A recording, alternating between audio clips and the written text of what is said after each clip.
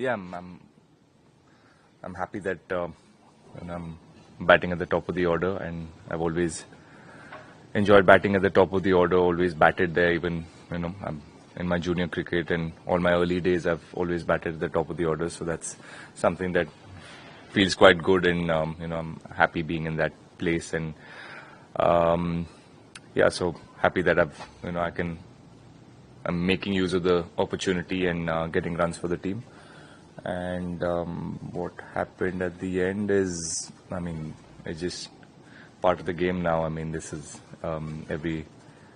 I understand from an opening batter's point of view. I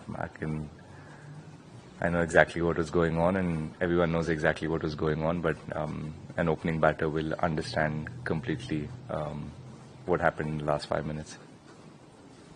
Yeah, Rahul here, to your left. Just in terms of the mental discipline that you need as an opener, not necessarily in England this time, but just as an opener, and to keep fronting up and doing it again and again, is there any sort of routine that you have, any exercises that you do mentally to just make sure that your concentration stays throughout an innings? In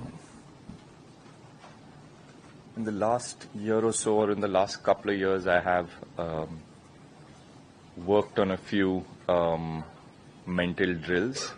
I spent a bit of time with an expert who can help me with, improving my reaction time, and some mental, drills and games that you can play that help you get better with your reaction time and stuff like that. It's I think a lot of other sports use it. I've seen this in Formula One quite a lot, and I picked this up from one of the guys that I worked with in Salzburg. I'm closely associated with Red Bull, so I had the opportunity to go there and work with some of the coaches that work with the elite Formula One guys and other adventure sports people who require a lot of this mental side of the game. So I've worked on that, and I guess that's the only thing that's been different in the last year or so. But yeah, I've always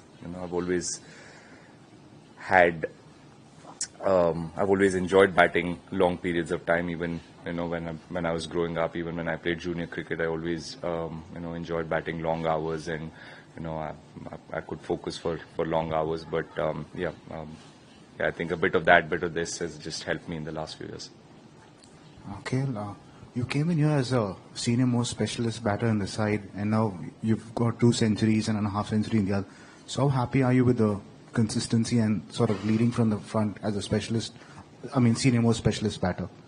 Yeah, that's something that I've strived for all my career, is to be consistent and perform on a consistent basis, and be one of the guys on the team that the team can look up to and really count on. So I'm happy that the performances are coming through in the last few years. My mindset or my hunger or my passion towards the game has always been there, but in the last few years I think the performances are showing too.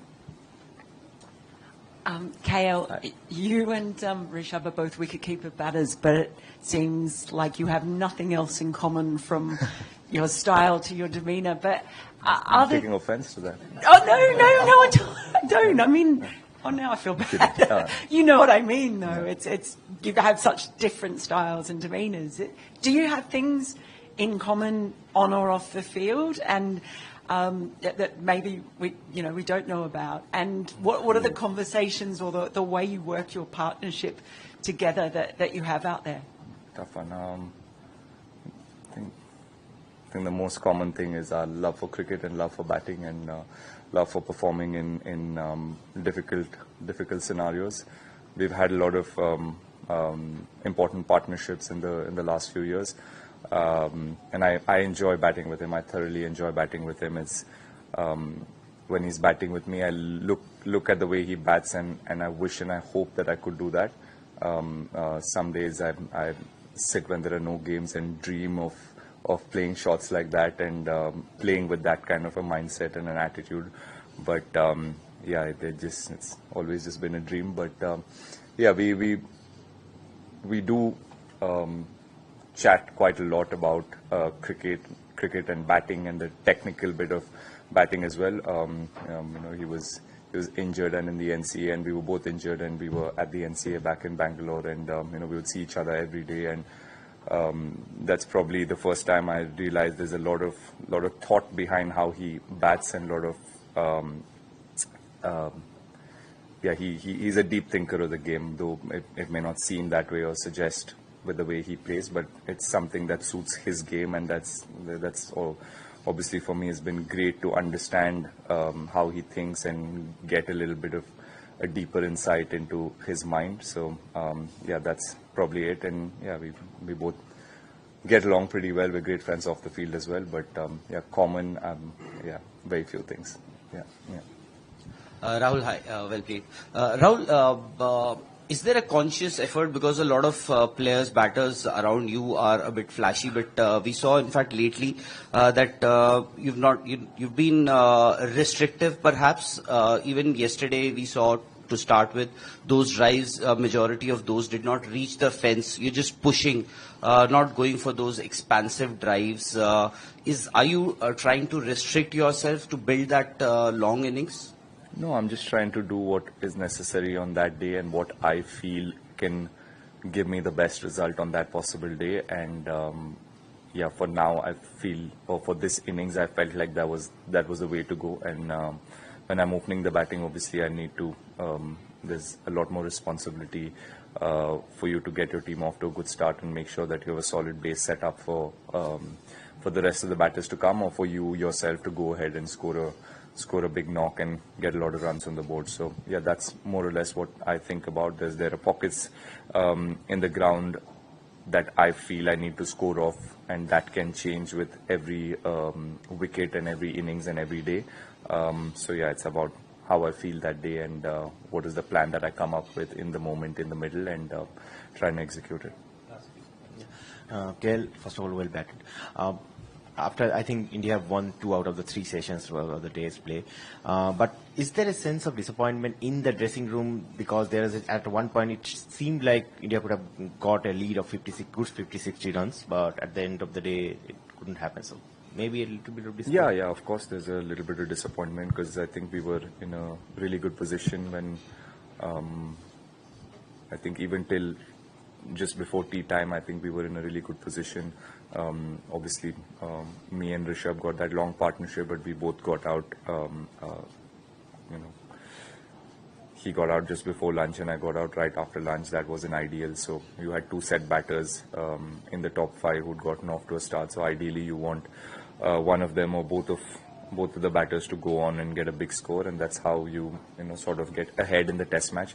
So yes, that is disappointing. A lot of players got starts and we couldn't convert it and get bigger scores that would have put us ahead of the test match. But as it stands, I think it's quite even. KL, the last over before lunch, the over which Rishabh got run out, he was egging you on to get that 100. Even one ball which you played towards sweeper cover, he said, "Seedha tha, chauka lag jata." Then he got out the way he did. So what were your thoughts then? Because you looked very disappointed standing there looking at the big screen when the replay was being shown.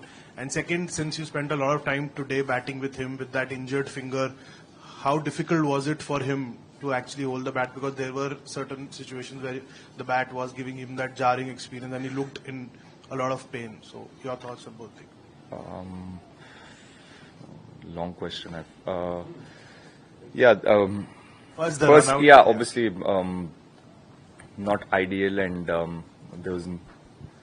there was a conversation a couple of overs before that. I told him that I'll try and get my 100 if possible before lunch, and with Bashir bowling that last over before lunch, I thought there's a good chance for me to get it. But yeah, unfortunately, I hit it straight to the fielder. It was a ball that I could have hit it for a boundary, but I hit it straight to the fielder, and then I think he just wanted to rotate the strike and see if he can put me back on strike. But yeah, it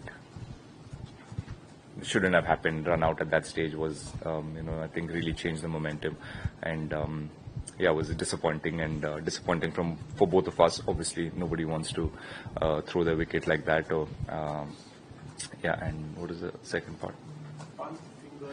Yeah, obviously he was in a lot of pain for gripping the bat, and when the ball hits your bat, there's a lot of friction and a lot of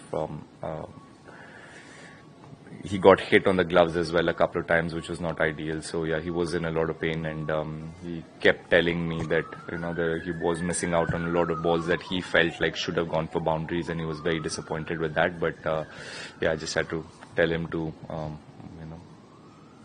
weigh his options and see what are the best shots he can score boundaries of, rather than getting upset with the areas he can't score off. So yeah, he seemed pretty calm. Otherwise, yeah, he was in pain, but yeah, he was more than happy and more than willing to do the job and fight the fight for the team. KL, Shubman seemed pretty fired up at that final over at the end. Have you seen him like that before? And do you expect tomorrow morning when you come to bowl again, there'll be a bit more, you'll be any more fired up, or will England get a bit more chirp from around the bat as a result of what went on this evening? Yeah, I mean, I have seen him fired up, but obviously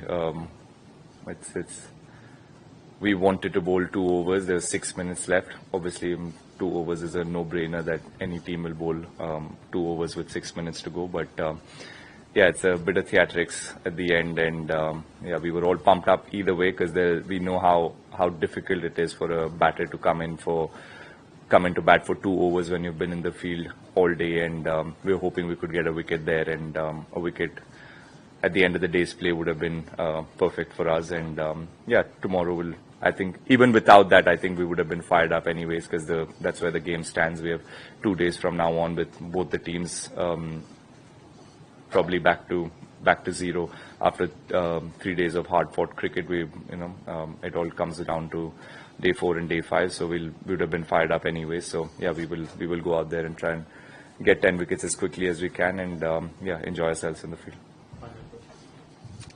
Gill, hi. You started by talking about the mental setup that you have brought, the kind of things that you're working on, even in your technical path. In 2021 also, you had a great start to the England series, where you scored a century here at the ground. Could you talk about you taking a leg stump guard in this series? What is the advantage of that? How did you work that out, and how is that helping you?